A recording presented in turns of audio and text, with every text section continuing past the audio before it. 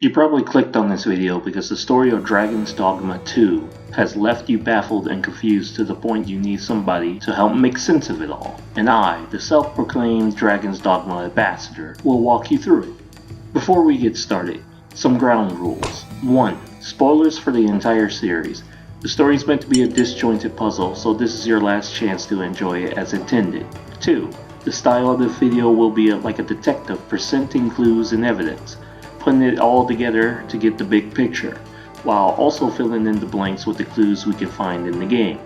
We'll be going over the story first, then an explanation of what's going on after that. 3. Sources. My sources are everything you can find in both Dragon's Dogma games. However, Dragon's Dogma Online won't be covered because I have never played it, but as far as I can tell during my brief research, it has its own story that is not connected to the story or lore of both games. 4. No matter how outrageous the plot I am about to explain sounds, all I can ask is that you hear me out before you call the game's story dumb and give up. Just trust in the process. So without further ado, let's start with the events in the first game. The game starts with this guy, Savan, and his pawns on a quest to slay a giant red dragon. It's basically a tutorial to get you used to the game's concept and ends after killing a chimera. Then you are shown a cutscene with a great red dragon that falls from a portal and attacks a nearby fishing village. While everyone is screaming their heads off because, again, giant red dragon, you, the player, pick up a sword and attack the thing. The dragon, amused by your heroic actions, decides to reward your bravery by killing you.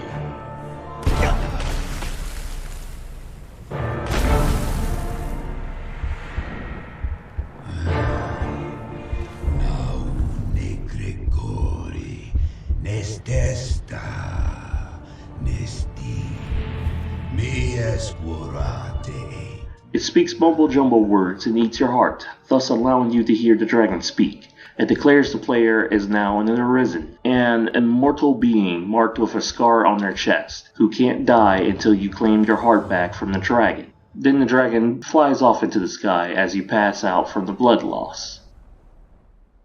The arisen wakes up, immediately picks up a rusty weapon of choice to decide their class, and leaves the village chief's house that is a makeshift hospital for the burned villagers. As you go to leave the village, to train for the dragon's challenge of getting your heart back, cause you need that, a stone glows and a portal called the Rift opens for a man named Rook to come out. The village chief explains he is a pawn, roaming sellswords who don't feel and have no will of their own. He also suggests you go to the encampment west of the village, where men gather to slay the dragon to learn more about pawns. Also maybe learn where the dragon went as well. You get to the encampment and learn more about the Riftstone. It connects the Pawn Legion to the worlds of the Arisen. This is an in-universe reason why you can hire other main pawns. In order to gain a main pawn of your own, you must prove yourself as the Arisen. You do that by killing a Cyclops, to prove your courage, for Arisen are not known for being cowards. Once you do, you get a main pawn, one sworn to serve you and assist you with slaying the dragon. The cool thing about pawns is other players can hire them for their own party as well, a very unique system among video games still to this day. After that, a Hydra appears and attacks the camp. Chop off one of its heads and the soldiers are impressed, so much so that they ask you to join the Worm Hunt in Grand Soren. You also see a sinister robed man who appears to be controlling the Hydra with magic. Ooh. You meet Mercedes, and she asks you to guard the Hydra head with her as you escort it to Grand Soren, capital of Grancis.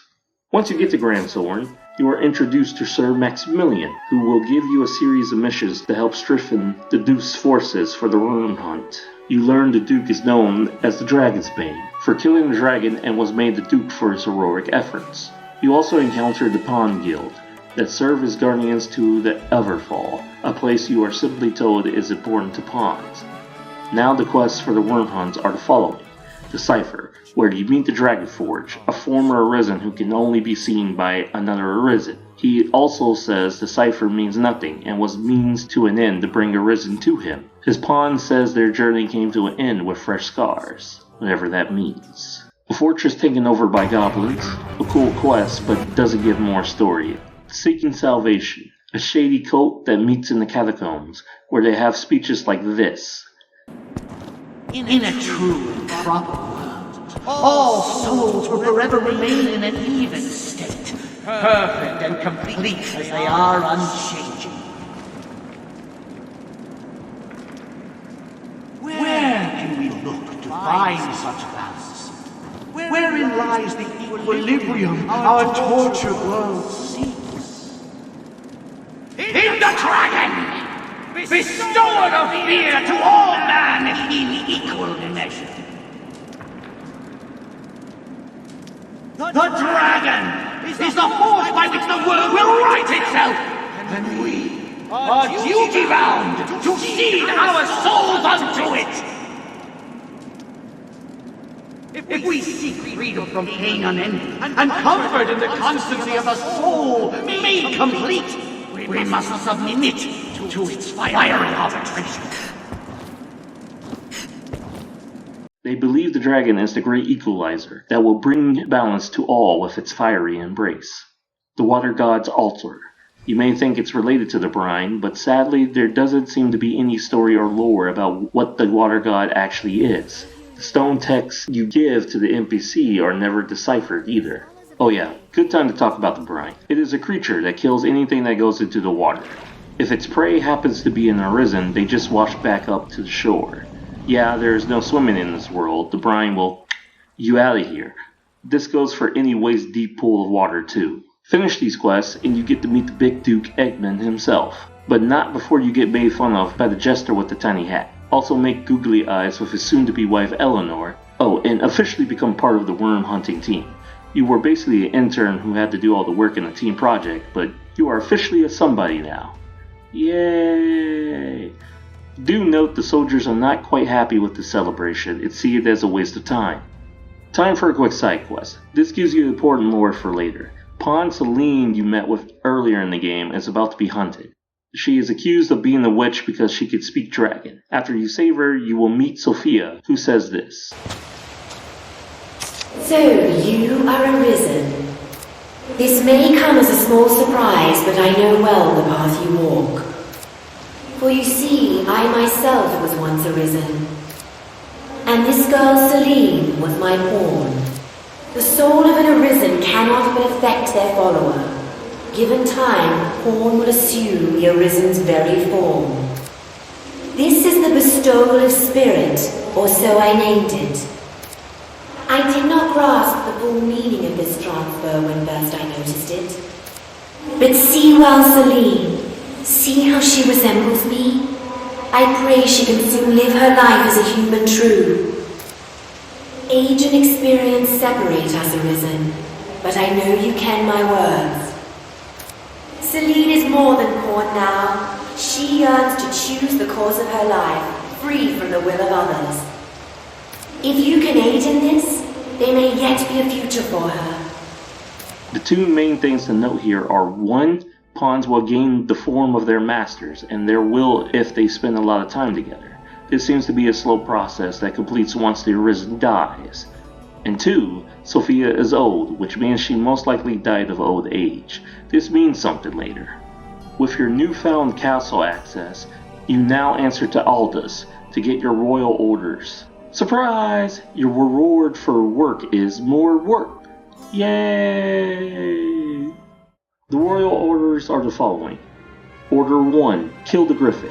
You lure the griffin that has been a problem to Grandsorn for some time now, with a dead goblin body.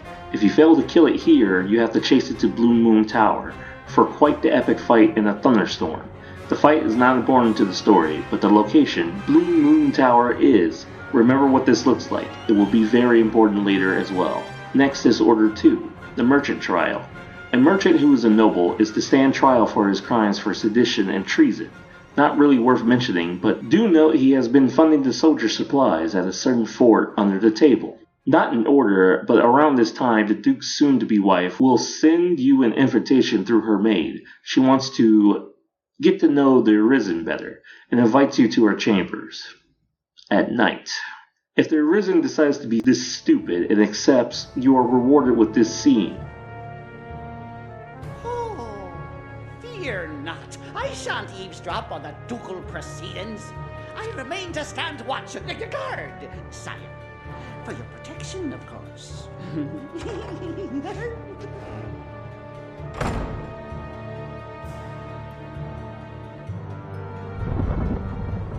My Lord Edmund, would you had mentioned your coming, I might have dressed more finely.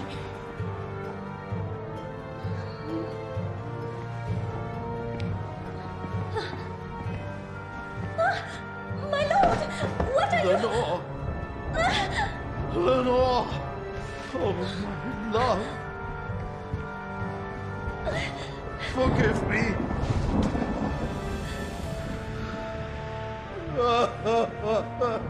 My Lord Edmund, is something...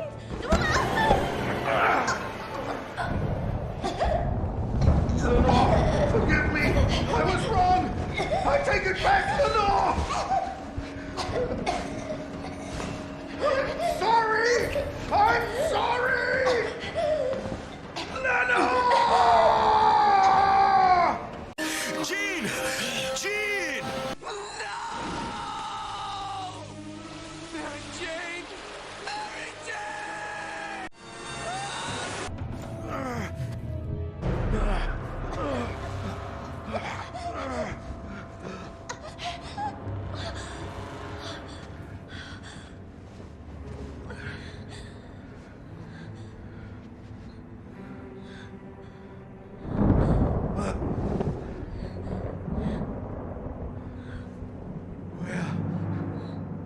What have I...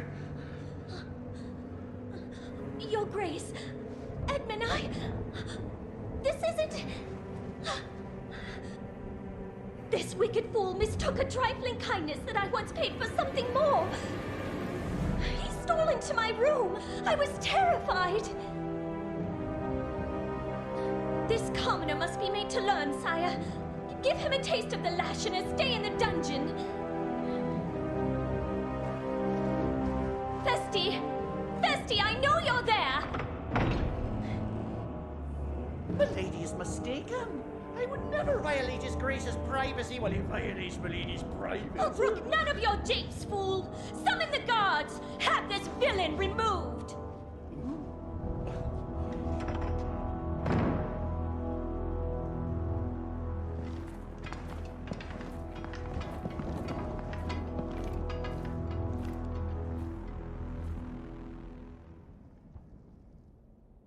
He also has you whipped in jail, of course, but at least we learn something more about the Duke, and Eleanor ain't loyal. You hate to see it.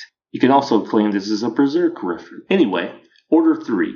The Worm King's Ring. A ring belonging to the Duke is stolen by the mage that he fired from the court. You fight him at Blue Moon Tower again to recover it. Talisman! Marie! Order 4. Pride Before the Fall. Help stop a rebellion started by a knight who was with the Cult of Salvation. Viper! You colluded with Salvation to work sedition among the Duke's men! Salvation?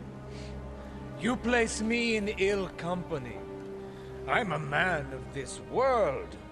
Fantasies of death and redemption concern me not one whit.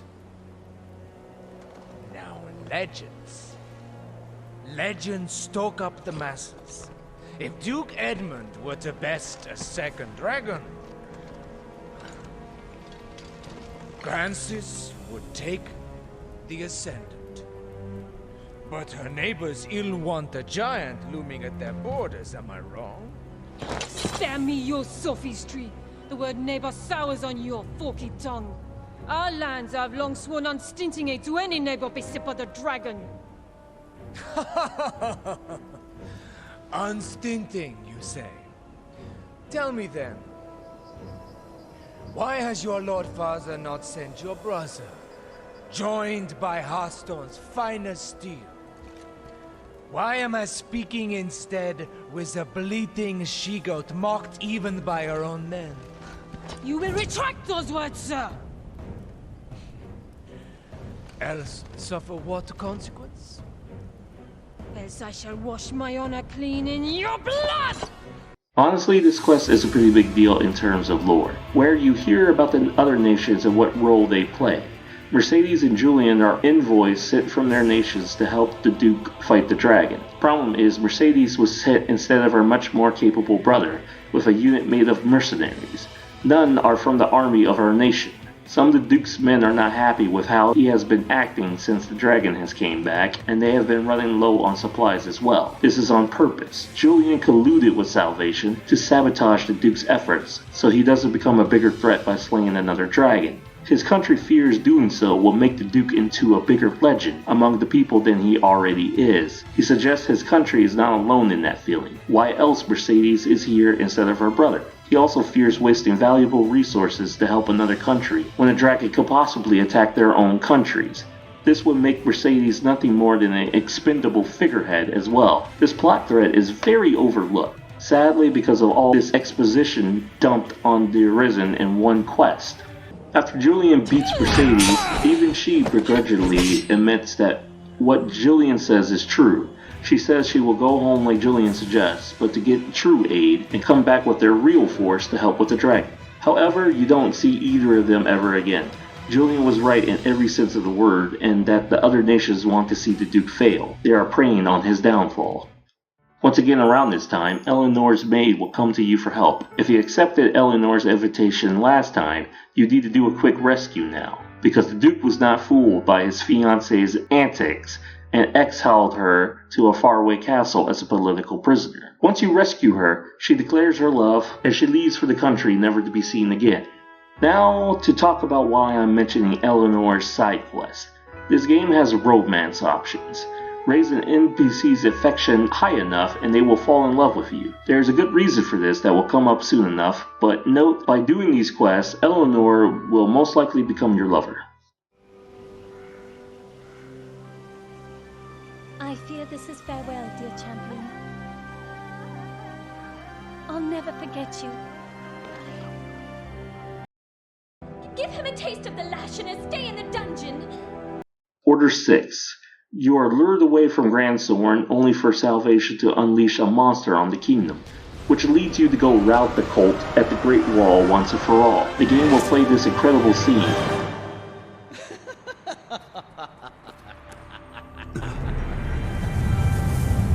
I fear I have misjudged the extent of your skill, dear Arisen. I see it was folly to worry of walls and armies while you still live. However, it seems my regret will be short-lived. Don't you feel it? The very air dances around us. The long night is come.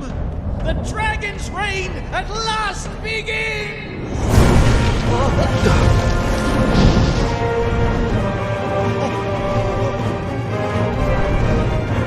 Merciful winged death! All-powerful and merciless Grigori! Behold, you unrepentant blasphemers! This is absolute truth! This is salvation!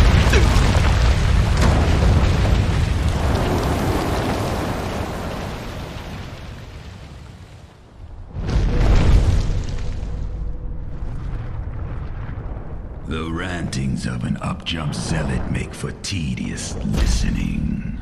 His ilk serves no role in what is to come. Only my death will staunch the flood of destruction, a task still far beyond your means. If you would face me, seek me out, and I shall allow it. But heed the zealot's lesson well. When the weak court death, they find it. Until then, I shall hold your little keepsake safe. Your dragon forged will speak for my diligence in that. The choice falls not to me, nor to the whims of fate. It is yours alone.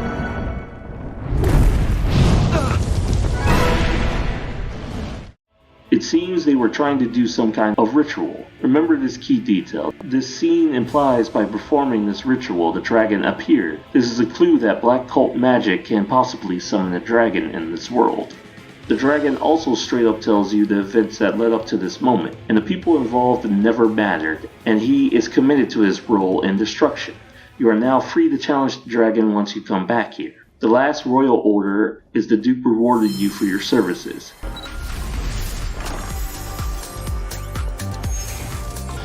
You've got your work cut out for you, human. This is it. Your final showdown with the dragon is at hand. As you make your way to it, you might recognize this place. It's where you played as Savan at the beginning of the game. When you finally meet the dragon, it gives an unexpected philosophical speech. What is your purpose here, Arisen? If you sought to live, you had naught but run and hide yourself away. But then, tell me, child of man, what does it mean to live in truth? To wage war against the passing of days.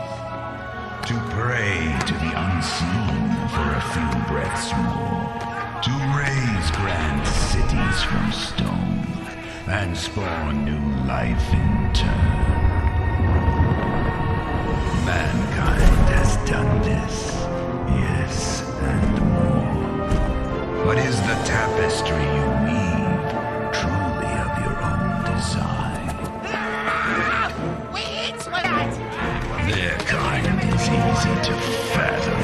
They go on living from simple fear of death.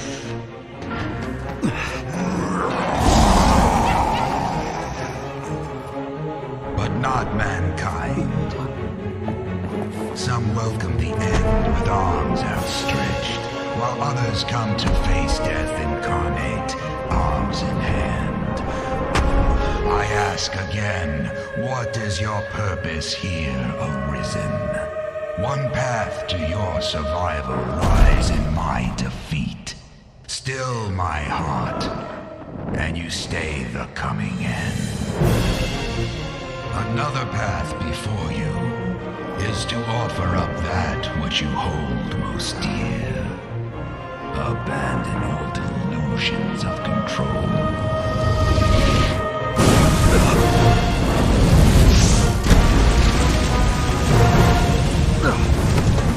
For the price of a single life, I shall leave this land in peace.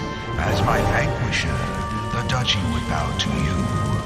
Wealth and power are sweet anodyne for heartache. You'll not gainsay my terms are more than generous. If it matters aught, the man who rules this land now won that honor through just such a bargain. The decision is yours, Arisen. Now, choose.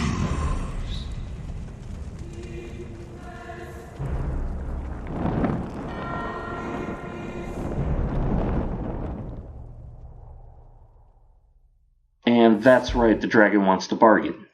So this is where your romance option comes into play. To give you save the damsel from the dragon experience. The dragon takes your beloved in order to make a deal. If you didn't purposely romance somebody, the dragon will pick someone for you. And by somebody, I mean anybody with a pulse. Yes, some players got wacky damsel options like the black market guy, or even the jester who gave you the funny hat.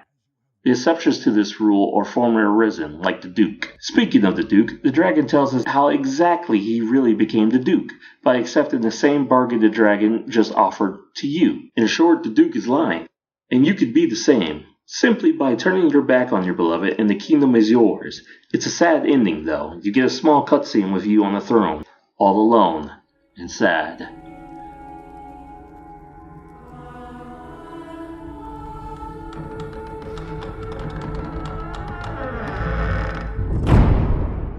But if you're no coward, you pick a fight with the dragon, refuse the dragon's parley, and you save your beloved like the true Arisen you are. Cue the glorious fight!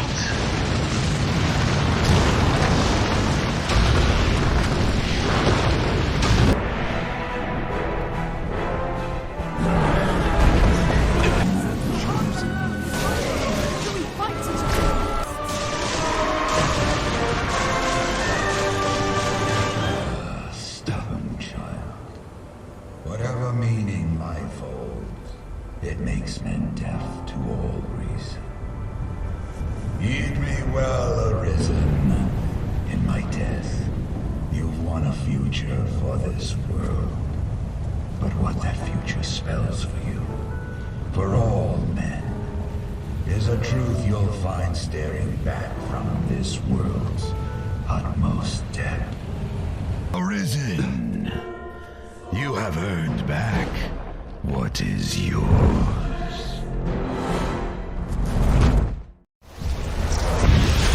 Your life belongs now to no other.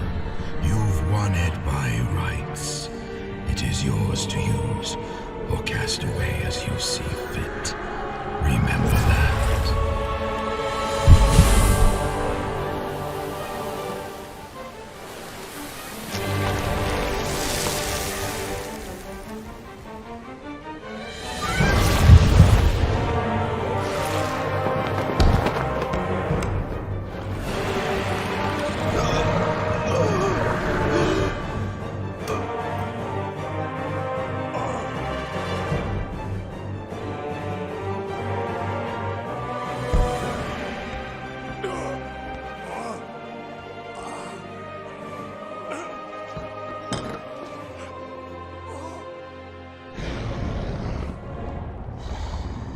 With some final words from the dragon, you get your heart back, and so do the other Arisen.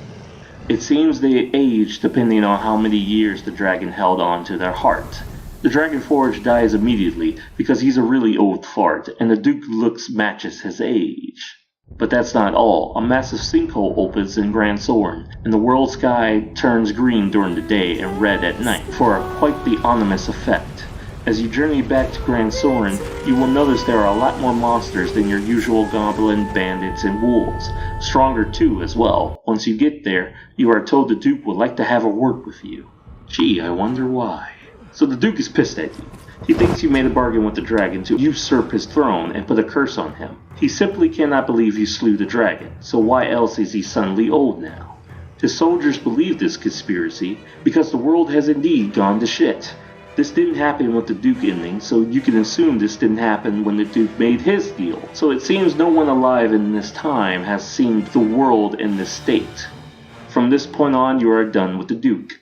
Also, Sir Maximilian shows his true colors and declares he has always hated your guts, despite all the quests you have done for him. You are chased into that massive sinkhole I mentioned earlier that opened in Grand Soren. This is Everfall, the place the Pawn Guild was guarding. Once you land, an unknown voice issues a challenge.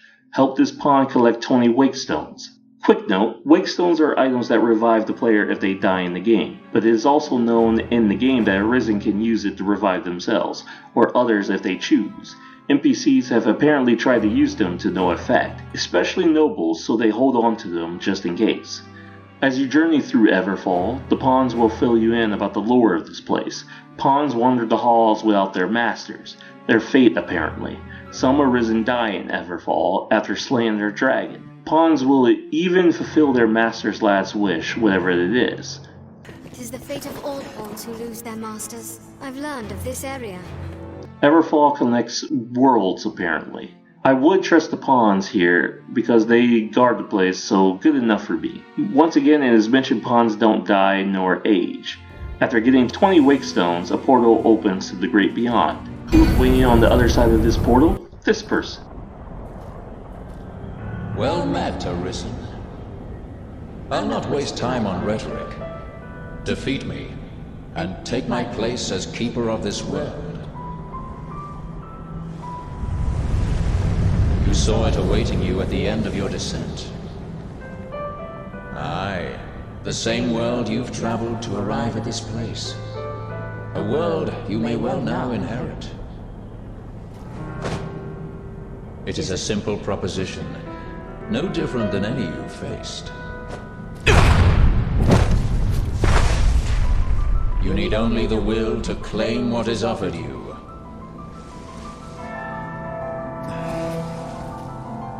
The will to survive.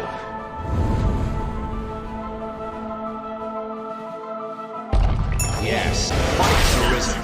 You e'er have fought in coming here. What is it that impels you? What force spurs you on? What sustained your wanderings and led you here? I ask you, what is it that makes you alive?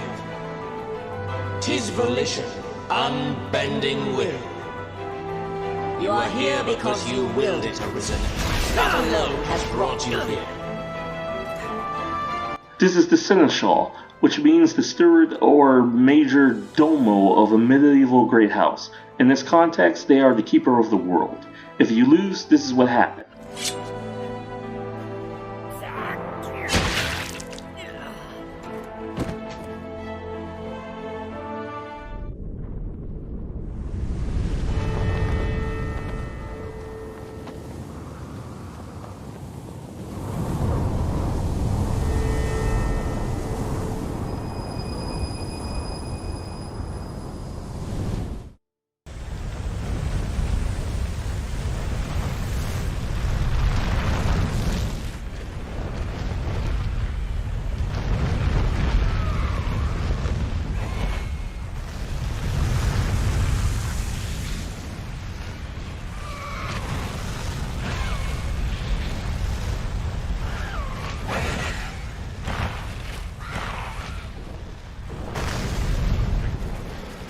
That is right, you turn into the dragon. We will put a pin in this revelation. For now, let's get back to the Seneschal.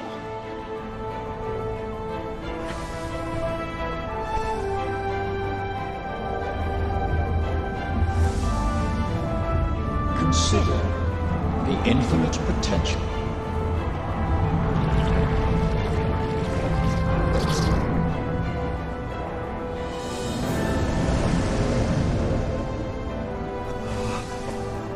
Just as you call forth pawns, so I command all life into existence. Call it divine creation if you must, but expect none of the mercy men seek in their gods.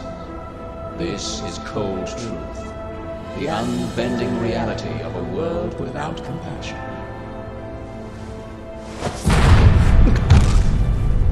The world and all its denizens are but empty vessels. In that regard, no different than the pawns. Without volition, there is no true life. The world falls stagnant, dead as an ocean with no current to guide it. That volition is tempered by the struggle for survival. The decision, just like yours, to fight. Just as the pawns need a master's command, so the world thirsts for the will to live. Let us continue. Show that you are more than an empty vessel, animated by forces unseen. Show that the temper of your soul is strong enough to command far more than mere pawns. Show that your will is fit to bind the fraying circle of this world and hold it fast. Fight tooth and claw, struggle now and cling to life. Show that living holds worth enough to fight for.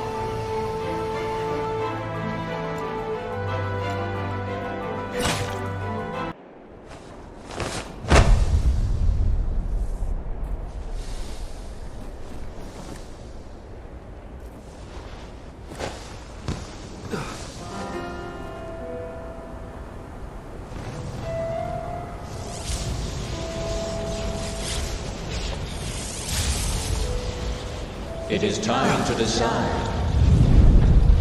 Will you claim your right as Arisen? Or shrug the burden and seek peace in oblivion? Just so. One foot after the next, come what may. That is what it means to live. Turn back now, and I will grant you a merciful death. The choice is yours, Arisen. Yours alone.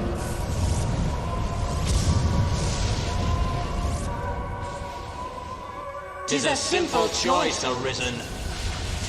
Step forward or retreat. Accept the quiet emptiness of a false peace, a false life. If you choose the peace end, this is what happens.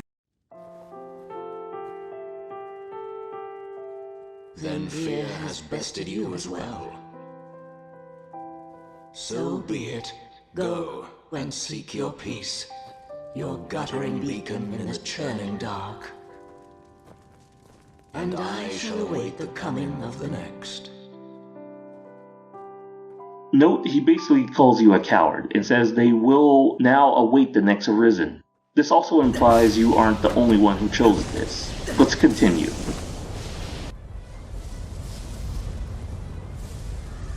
You are close now. So very close to me. Come, Arisen. Surprise, it's Savan. I shall meet you on your own terms, joined by my own companions of old. You stand now at its end, Arisen. See your journey through.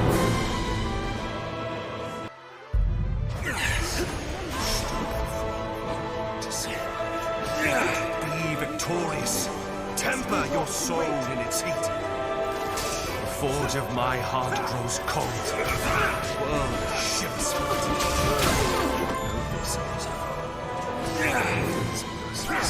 Cold and empty.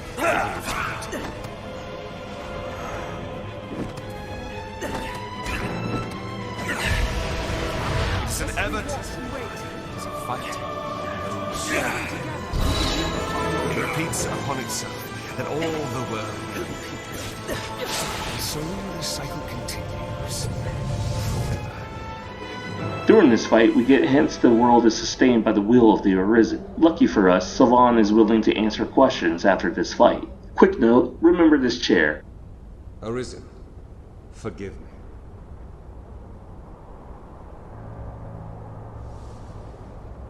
All I've done was to test your will. It is the fate of all Arisen. You and I are swept up in the current, same as the rest. Each tempers the volition of the next, and the endless cycle continues.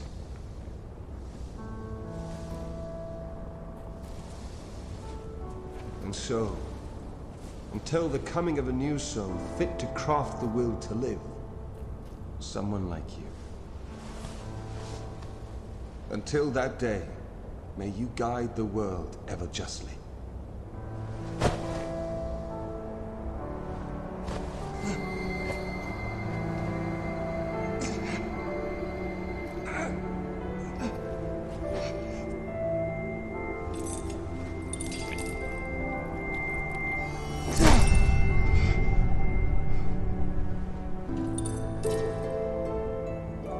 I present you the Godsbane blade. Those who arise to oversee this world are undying, save by this brand's kiss.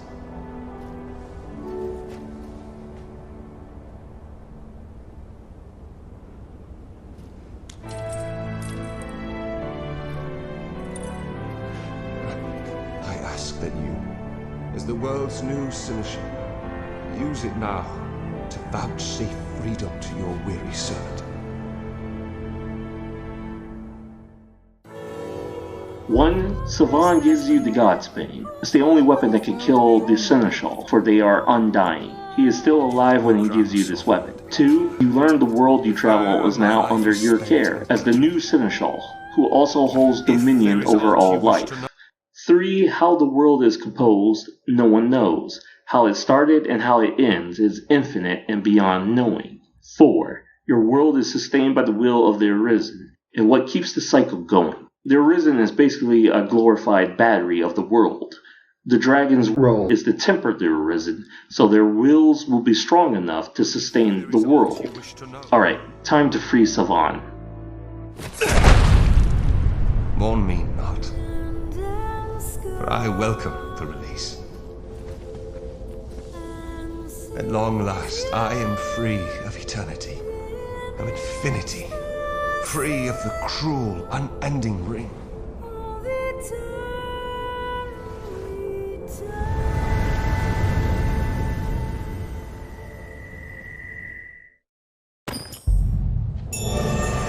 So as the Seneschal, you really can't do anything but kill people, be stopped by the brine if you try to go swimming, You are also locked to your fishing village in Grand Soren. You should also note the world is back to normal. Yay! Is there anything interesting at this point of the game? Well, there is one thing. Attend and listen! The dragon has awakened and taken flight! Secure your families, shutter your homes, make clear the way for women and children! The Arisen and Castle forces stand ready! All others who may wield arms, secure your steel! Hear ye, hear ye! Time to get the final ending.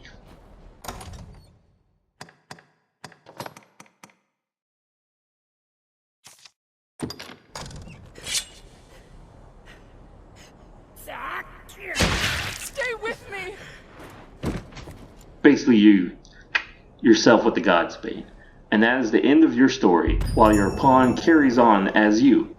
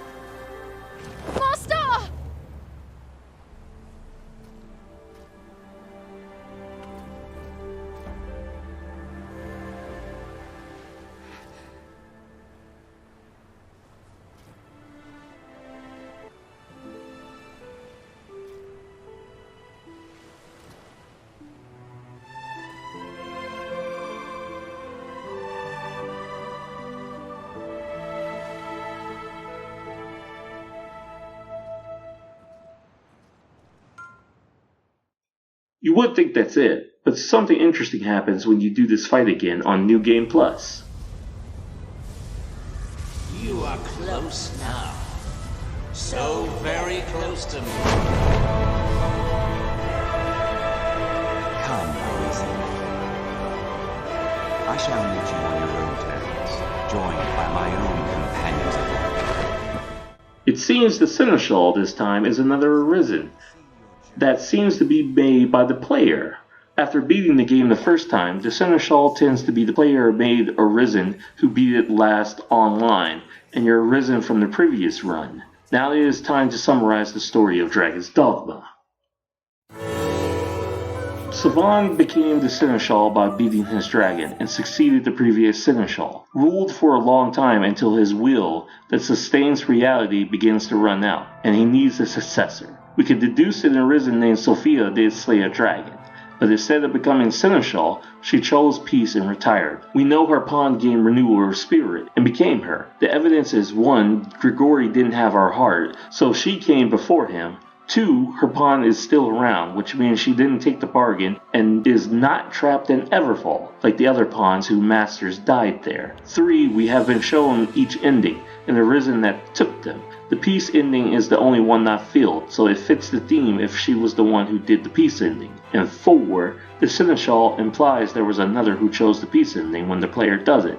A new dragon came to be that we call Grigori. We know all dragons were Arisen, so we can conclude this one failed to beat the Seneschal.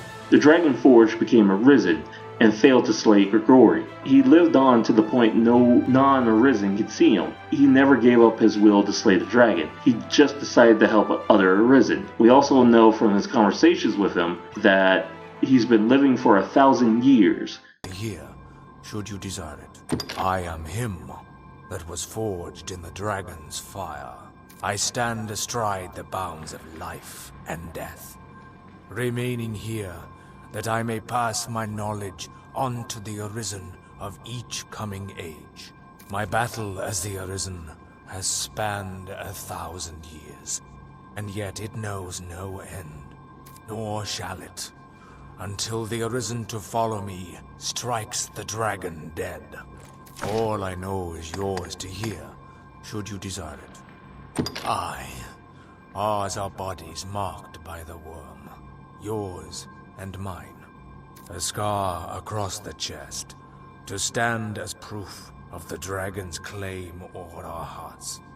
I carved a scarred man into the face of this hill, that it might serve as a beacon to those who bear our mark. It beats yet as does mine, there within the beast. 1,000 years since it was stolen, and yet it beats. As long as the dragon lives, the hearts in its safekeeping know no death. Our kind may die in battle, aye, but neither age nor illness will ever claim us. We have stepped free of this mortal coil, Arisen. Basically, for 1,000 years, Grigori has been undefeated, beating all Arisen by slaying them, all except one. Duke Edmund, the previous Arisen. Instead of fighting Grigori, he made a bargain with the dragon to gain a kingdom for the price of his beloved... The world, thinking he slew the dragon, becomes the Duke with a legendary title, Dragonsbane, to go with it. The dragon goes away for a time, enough time for the Duke to enjoy his kingdom, but then the dragon shows up again, this time picking the player to become the new Arisen. The other nations are worried about the Duke slaying another dragon. It may make him a serious threat to their rule, so they try to sabotage the Duke's efforts. But the Duke knows he didn't beat it the first time, so he wastes resources on purpose with pointless tasks, making the soldiers unhappy and willing to revolt with the help of the cult Salvation, who believes the dragon is necessary and tries to force summon it with black magic, to cleanse the world through fiery destruction. The player either becomes the new Duke by sacrificing their beloved to the dragon and the cycle repeats, or they slay the dragon and it gives the hearts it took back. This is when you find out Grigori had 3 hearts, yours, the Dragon Forge, and the Duke's, who ages to his correct age. The Duke is pissed about this and thinks he made a deal with the dragon to curse him and take his kingdom. This implies the Duke ending went way smoother as fellow dragon-slaying liars. And remember, they're arisen after the Dragon Forge and before the Duke got utterly slaughtered, thus proving Edmund was right to be scared of the dragon, because Grigori is really like that. The world starts to look like it's dying. We find out later that's because of the Seneschal's will is going out. The world goes back to normal if you fail to succeed the Seneschal in the peace ending, while the Seneschal has to wait for another to take their place. Sylvain seems to be the type of guy who's not going to quit until things are in order. Choose to fight the Seneschal for the position, and if you lose, you now become the next dragon, who will pick the next Arisen. Win and become the Seneschal. The world is now sustained by your will and goes back to normal. If you Godsbane yourself, your pawn becomes you and returns to the world with your beloved. The game ends right there. The world of Grancis doesn't matter. It is completely made up in order to serve the cycle.